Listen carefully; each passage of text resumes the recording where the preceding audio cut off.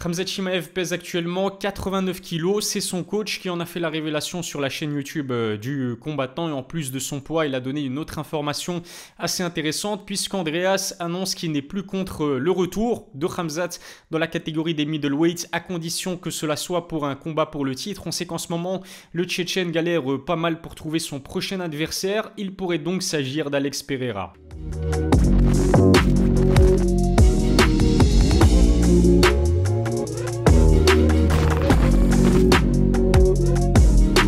Salut à tous, c'est Elias, j'espère que vous allez bien, je vous souhaite de passer une merveilleuse année 2023, j'espère qu'elle sera aussi bonne que 2022, voire même encore meilleure. Pour le coup, j'ai décidé de vous accueillir dans mon tout nouveau home studio que j'inaugure avec cette vidéo dans laquelle je vais vous parler de Khamzat Chimaev qui n'a toujours pas de combat programmé à l'UFC en 2023. D'ailleurs, d'après ce qu'il a dit sur sa chaîne YouTube, l'organisation lui aurait proposé 4 adversaires différents mais qui auraient tous décliné l'offre. Le retour de Khamzat dans un octogone pourrait en tout cas avoir lieu dans la catégorie des poids moyens.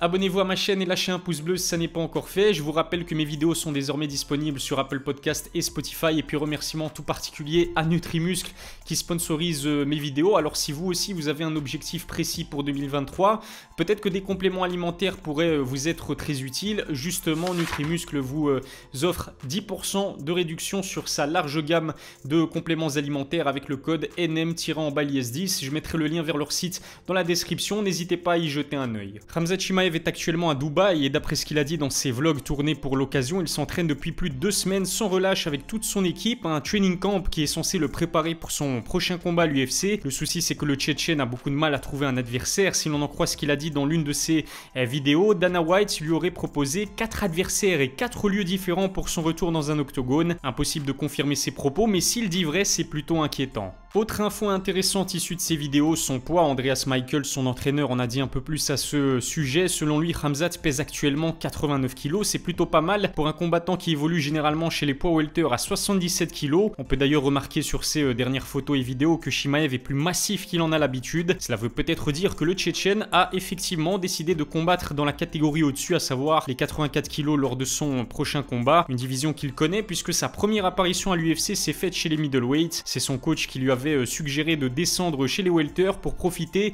de sa supériorité physique face à des adversaires moins imposants. Andreas n'est plus contre l'idée de retourner chez les poids moyens, mais à une condition et pas des moindres. Est-ce que vise le coach de Khamzat? Ce n'est autre qu'un combat pour la ceinture. En ce moment, le titre des 84 kg est détenu par un certain Alex Pereira. Le Brésilien est devenu champion pour son 8e combat professionnel de MMA seulement. Il est arrivé à mettre un terme à l'hégémonie du champion incontesté, Israel Adesanya. Battu par KO technique à quelques minutes de la fin du 5e et dernier round, Izzy a donc cédé son titre à son pire ennemi.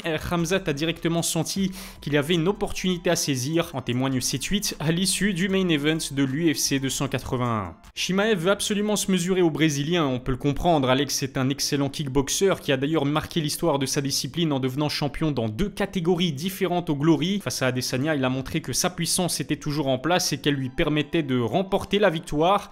En revanche, côté lutte et jiu-jitsu, le jeune combattant de MMA qui est Alex n'est pas encore prêt pour le très haut niveau. Khamzat l'a bien compris, il y a fort à parier qu'en 4 combats, le Tchétchène tentera tout pour placer un takedown et soumettre le Brésilien. Quand on voit la facilité avec laquelle Izzy a réussi à maintenir Poatan au sol, cela risque d'être un jeu d'enfant pour Borz. D'un point de vue stylistique, une opposition contre un Pereira beaucoup plus axé striking serait en fait du pain béni pour un lutteur d'exception comme Chimaev. C'est ce qui explique pourquoi le Tchétchène ne cesse de provoquer le champion des poids moyens sur les réseaux sociaux. Khamzat en est convaincu, il ne fera qu'une bouchée du striker qui est Alex Pereira. Déterminé à en découdre, il a même indiqué qu'il était prêt à se mesurer à lui en janvier lors de l'UFC prévu au Brésil. Si l'on en croit Pereira, le Brésilien aurait accepté la proposition de Chimaev à condition que le combat ait lieu dans la catégorie des lourds légers à 93 kg. Alex estime qu'il ne sera pas en mesure de s'infliger un deuxième cutting extrême en l'espace de quelques semaines puisqu'il a combattu au mois de novembre contre Adesanya. Toujours d'après Poatan, Khamzat aurait tout simplement décliné l'offre. Si c'est le cas, cela peut se comprendre, puisque ce qui intéresse le Tchétchène, c'est avant tout le titre détenu par Pereira chez les poids moyens. Au-delà d'un combat à 84 kg, c'est avant tout la ceinture des poids moyens qui intéresse Khamzat et honnêtement c'est très intelligent de voir son équipe et lui militer pour qu'un combat contre Pereira se fasse. D'un point de vue stylistique, le Brésilien est un adversaire plus qu'abordable pour Khamzat. En revanche, c'est vrai que sur le plan physique, les presque 100 kg que le Brésilien atteint les soirs de combat pourraient poser des problèmes problème. Attention à ne pas se manger le crochet gauche du surpuissant Pereira en plein visage au risque de finir inconscient au sol, mais je suis sûr que Khamzat ne se mettra pas en danger et fera tout ce qui est en son pouvoir pour réussir à l'amener au sol. Si Alex subit un takedown, je ne donne pas cher de sa peau face à un expert comme Chimaev. Le titre des middleweights est peut-être plus facilement accessible que celui chez les poids welter.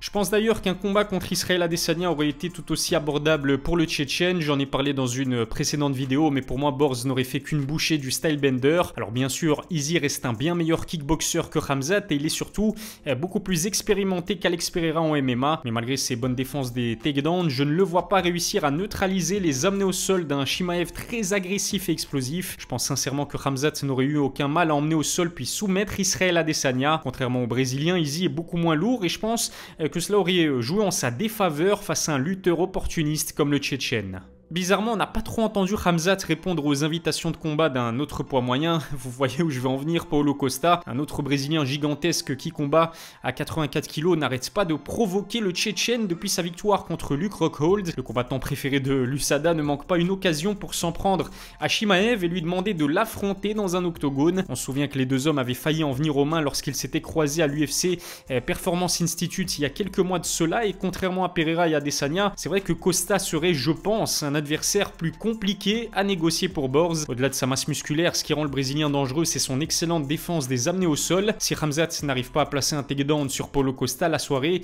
risque d'être longue face à un tel mastodonte. Dites-moi ce que vous en pensez dans les commentaires. À moins que Leon Edwards ne soit proposé à Khamzat pour la ceinture, mais chez les poids welter, je vous en ai parlé aussi dans une précédente vidéo. C'est vrai que des rumeurs font état actuellement d'une blessure de Kamaru Usman au niveau de sa main gauche. On peut d'ailleurs le voir porter une orthèse sur certaines de ses photos publiées sur Instagram. Le Nigérian pourrait être contraint de subir une opération qui l'écarterait de toute compétition pendant plusieurs mois. Si c'est le cas, la trilogie entre Usman et Leon n'aura pas lieu de sitôt et c'est vraiment dommage puisqu'elle aurait été parfaite pour l'UFC Londres qui se tiendra en mars 2023. Dana White pourrait donc être tenté de faire de Chimaev le remplaçant du Nigérian. Et selon Stephen Thompson, l'UFC pense plutôt à Jorge Masvidal, affaire à suivre. Toujours à 77 kg, il y a un autre adversaire qui pourrait être très intéressant. Il s'agit de Colby Covington, bien que sa hype ne soit pas au beau fixe et le fait qu'il passe aussi pour un combattant très antipathique, ça changerait en fait que Colby reste l'un des meilleurs poids welter du circuit. Dana White avait même confié qu'il était emballé à l'idée d'organiser une telle opposition, mais malheureusement, l'Américain n'a envoyé aucun signal qui puisse dire qu'il serait intéressé par l'optique d'affronter Chimaev. De son côté, le Tchétchène a hâte d'en découdre avec un Covington qui ne l'avait pas épargné en termes de trash talk. Reste à savoir ce que décidera l'UFC quant à l'avenir de Borz dans les prochains mois. Alors quel adversaire voulez voir Khamzat affronter à son prochain combat? Dites-le moi dans les commentaires. C'est vrai que le Tchétchène a l'embarras du choix,